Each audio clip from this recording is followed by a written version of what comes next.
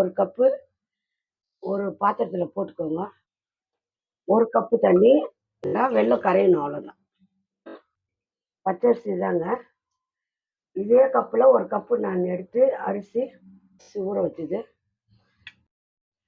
பாருங்க. வெல்லம் வந்து கரைஞ்சா போதும். 1 கப்பு தேங்காய் திருவல் எடுத்து இருக்கிறேன் பாருங்க.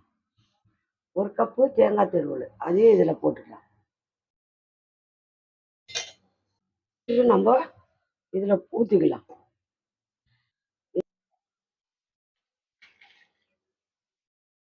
வெல்லம் தண்ணி ஊற்றிக்கலாம்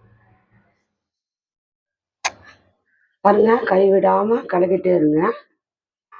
நல்லா கலக்கு, கட்டியெல்லாம் போயிடும். இது பேசுறதால ஆன்லைன் இருக்குது பாருங்க. இப்படி இருக்கும். கடாயில ஒட்டக்கூடாது.